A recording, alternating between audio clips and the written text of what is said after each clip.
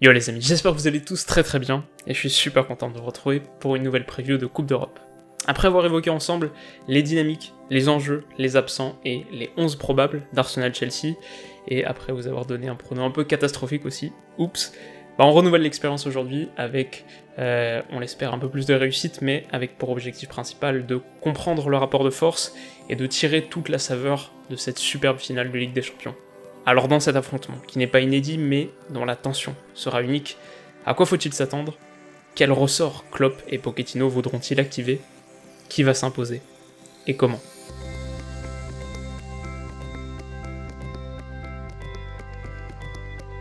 Alors pour Liverpool, l'histoire de cette saison n'est pas particulièrement complexe à déchiffrer. Ils ont réalisé 10 mois de compétition absolument extraordinaires. Éliminés au premier tour de leurs 2 coupes nationales contre les Wolves et Chelsea, mais un parcours titanesque en championnat. Avec une seule défaite en 38 journées, les quasi-invincibles marquent 97 points, un total qui leur aurait permis d'être sacrés lors de n'importe quelle saison de Première Ligue, sauf la précédente, et malheureusement pour eux, l'actuelle.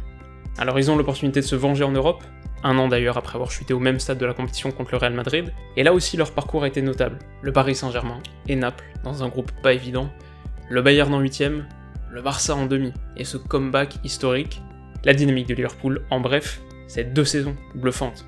Un enthousiasme débordant et contagieux, un football qui atteint des sommets vertigineux, et pourtant, la possibilité très réelle de boucler cette période fantastique sans le moindre titre.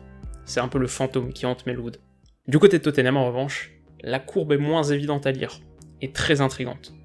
Comment est-ce qu'un club qui n'a pas recruté le moindre joueur depuis 1 an et demi, qu'il paye d'ailleurs avec une avalanche de blessés, et qui est historiquement un cran en dessous de ses nouveaux rivaux, s'est-il hissé encore parmi le top 4 de Première Ligue pour la 4ème saison consécutive? Comment est-ce que cette équipe, virtuellement éliminée de la Coupe d'Europe après 1 point en 3 matchs, a-t-elle renversé son destin à chaque tour pour s'offrir le plus beau rendez-vous de son histoire? Si Liverpool est dans une certaine mesure une évidence, Tottenham est une énigme que le temps qui passe ne rend pas nécessairement plus lisible. Alors si on resserre le viseur autour des tout derniers jours maintenant, on peut noter que les deux ont eu droit à 3 semaines de repos depuis la 38e journée de Première Ligue. Liverpool en a profité pour peut-être s'acclimater à la chaleur de Madrid, avec un petit stage de 4 jours à Marbella. Le groupe de Tottenham est lui resté à Londres. Est-ce qu'on peut désigner un vainqueur de la préparation? Peut-être les Spurs, qui avaient vraiment fini la saison sur les rotules. 7 défaites sur leurs 12 derniers matchs de Première Ligue, un seul point pris sur les 4 dernières confrontations. On a évoqué leur effectif fondamentalement limité, qui peut étirer sur toute sa largeur tout au long de cette saison, et malgré les exploits de Pochettino le bricoleur, ils avaient besoin de se régénérer. Après cela dit, je pense que les 3 semaines ont fait du bien aux 2 équipes. Comme l'a dit Klopp, c'est toujours mieux que 3 jours, et quand on sait à quel point Liverpool et Tottenham misent sur l'intensité, aiment presser, pratiquent un football très énergivore, le fait d'avoir pu reposer les troupes pendant 3 semaines, ça peut nous offrir quelque chose d'assez explosif, et le gagnant, s'il faut en désigner un, est sans doute le jeu. Alors niveau enjeu maintenant, au-delà de l'évidence et de la gloire éternelle qui attend les vainqueurs, je trouve qu'il y a plusieurs points qu'on peut isoler. Pour Pochettino déjà, dont c'est peut-être le dernier challenge à Tottenham, c'est loin d'être certain, et on va pas trop spéculer, je le verrai aussi très bien continuer, et c'est vrai qu'il a un contrat jusqu'en 2023, mais en tout cas pour lui, il y a peut-être un petit enjeu de légitimité. Alors c'est pas trop une théorie à laquelle je souscris personnellement, je pense que les entraîneurs sont mieux jugés par leur travail continu, leur capacité à faire progresser un effectif par exemple, en tout cas plus que peut-être par leur armoire à trophées, mais s'il voulait faire taire les détracteurs, c'est vrai qu'il serait inspiré de garnir la sienne, puisqu'il n'a jamais remporté le moindre titre depuis ses débuts à l'Espagnol en 2009. Contre Liverpool, il a aussi un défi personnel à relever, 3 victoires seulement en 14 confrontations, avec 4 nuls et 7 défaites. De manière générale, je dirais qu'on l'attend au plus haut niveau, et il vivra samedi la plus grande nuit de sa carrière, joueur et entraîneur confondus. Alors oui, dit comme ça, la pression est forte, mais elle l'est peut-être encore davantage en face, car pour Klopp, il y a comme la sensation que l'erreur n'est plus permise. On rappelle que depuis qu'il est arrivé en Angleterre, Liverpool n'a jamais perdu une double confrontation européenne. En 2016, ils font finale de Ligue Europa, l'année dernière finale de Ligue des Champions, et donc pareil cette saison, mais il a aussi perdu les 3 finales. Et il a même perdu 6 de ses 7 finales en tant qu'entraîneur, les 6 dernières, même avant, à Mayence, avant de finalement accéder à la Bundesliga. Il avait réussi 2 très belles saisons de seconde division, mais s'était écroulé à chaque fois à la dernière journée, et avait raté la montée. 4ème d'1 point en 2002, à la différence de but en 2003, il se pose de plus en plus la question de savoir si ces équipes n'ont pas une forme de lose programmée en elles. Une question qui se pose avec d'autant plus de vigueur quand tu viens de terminer à la seconde place de ton championnat en engrangeant 97 points. Personnellement, je suis pas forcément consommateur de cette analyse parce que c'est assez difficile à juger, et c'est aussi très verre à moitié vide, mais si les dieux du foot existent, ils font passer Klopp à travers un paquet d'épreuves. Et malgré son éternel sourire, j'imagine la libération profonde qu'il ressentirait, en soulevant la coupe aux grandes oreilles demain. Un petit coup d'œil au niveau des absents maintenant, et à l'inverse d'Arsenal-Chelsea mercredi, là les infirmeries sont presque vides. Du côté de Tottenham, seul Ben Davies est forfait, et Wanyama incertain, mais Kane est remis sur pied, et après quasiment 2 mois d'absence, il a de bonnes chances de figurer dans le 11, on va y revenir. Winks et Davinson Sanchez ont fait leur retour à l'entraînement. Voilà, pas grand chose à signaler, et c'est encore plus simple pour Liverpool, car seul Naby Keita manquera la finale, touché à l'adducteur gauche sur la pelouse du Camp Nou début mai. Du coup, niveau 11 probable, ça pourrait donner quelque chose un peu comme ça. Pour Liverpool, pas vraiment de surprise, ça a un peu innové avec le 4-2-3 en cette saison, mais c'était surtout face au bloc bas, et depuis la 25e journée de Premier League, c'est du 100% 4-3-3. On a aussi une équipe qui est quasiment identique aux 11 alignés contre le Real Madrid l'année dernière, avec Fabinho à la place de Milner, et Matip à la place de Lovren, bon évidemment Alisson pour Karius, mais voilà, c'est une belle continuité. Si on doit avoir une surprise, ce serait peut-être au milieu. Je sais que Oxlade-Chamberlain est remis sur pied par exemple, mais je suis quand même assez confiant sur ce trio. Firmino est censé être remis aussi, et impossible de s'en passer. Pour Tottenham en revanche, c'est plus difficile à garantir, et il y a une question qui est au cœur de la réflexion. Est-ce que Kane doit jouer ? Alors il y a peu de temps, cette interrogation aurait semblé absurde dans son profil d'Eton. Dangereux, même dans des positions moins évidentes à négocier, il est un buteur de grande classe, mais pas démuni d'une qualité technique réelle, qui en fait un fer de lance multifonctionnel. Jeu de haut but, déviation, conduite de balle, passe tranchante en transition, comment s'en passer ? Bah le problème c'est qu'en son absence, Son et Lucas ont brillé, avec des prestations de très haut rang face à City et contre l'Ajax. Le duo apporte aussi une vitesse et une capacité à exploiter la profondeur, qui pourrait faire mal à Liverpool.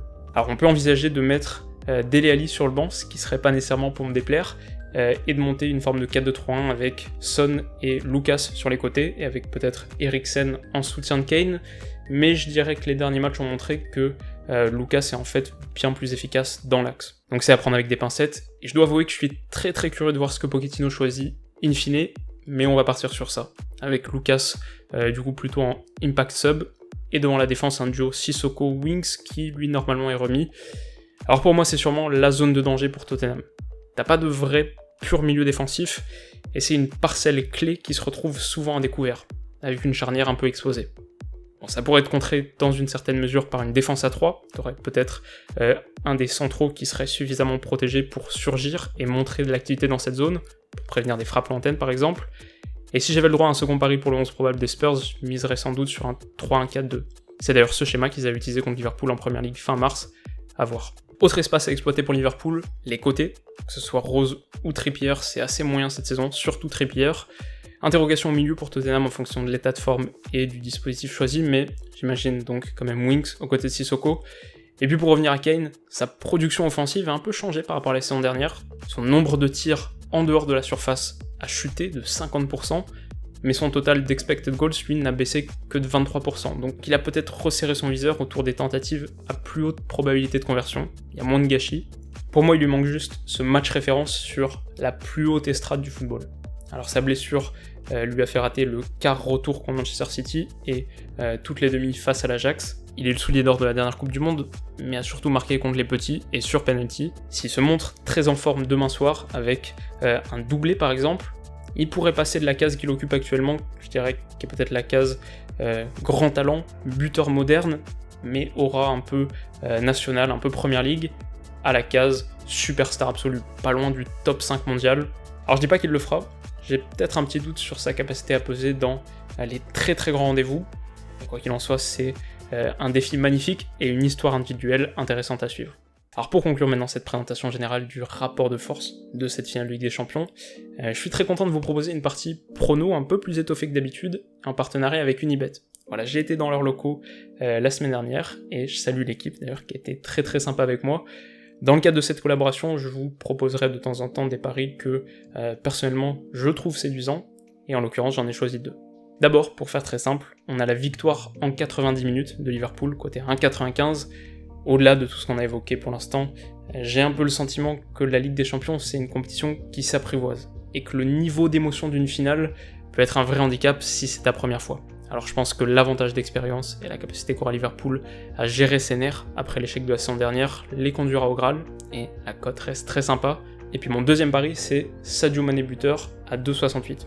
Alors il n'a pas marqué contre Tottenham cette saison, d'ailleurs je ne l'ai pas dit, mais Liverpool l'a emporté à chaque fois contre Tottenham en Première Ligue, et 2 fois 2-1. Mais voilà, je pense qu'il est sans doute en 2018-2019 le meilleur membre de leur trio d'attaque, et puis super tranchant, et toujours en très grande forme dans les grands rendez-vous, que ce soit contre le Bayern ou en finale l'année dernière. Alors voilà, si vous êtes majeur et vacciné, ce qui selon les stats que j'ai de mon côté concerne une très grande majorité d'entre vous, et que vous voulez aussi m'aider, parce que bien sûr, pour être très très honnête, je touche une petite commission pour chaque inscrit, et bah vous pouvez utiliser le lien qui est dans la description et vous en donner à cœur joie. Voilà, en tout cas les amis, on touche à la fin de cette vidéo, et j'espère bien sûr qu'elle vous a plu. Si c'est le cas, n'hésitez pas à mettre un petit like. Si vous voulez pas rater l'analyse de la finale maintenant, vous pouvez aussi vous abonner à la chaîne, et évidemment je passe un petit coucou à tous ceux qui sont déjà abonnés, je vous oublie pas. Un dernier tip avant qu'on se quitte, et qui enrichira peut-être votre expérience de spectateur. Avant les gros matchs de Coupe d'Europe, personnellement, j'adore jeter un coup d'œil à la chaîne YouTube officielle des clubs engagés. Celle de Liverpool notamment a de superbes images, elle est très active, on se sent vraiment dedans avant l'heure, et j'aime aussi beaucoup traîner sur les forums respectifs des deux équipes pour un peu prendre la température des supporters. Voilà, c'est deux choses que j'avais pas mentionnées dans ma vidéo, comment affiner sa vision du jeu pour des raisons évidentes, mais voilà, c'est une petite astuce pour se hyper, faites-en ce que vous voulez. En tout cas de notre côté, et sur cette chaîne, on se retrouve très vite pour la suite. Alors d'ici là, comme d'habitude, passez une excellente soirée, passez un très bon week-end, prenez soin de vous surtout, et on se dit à dimanche. Bisous.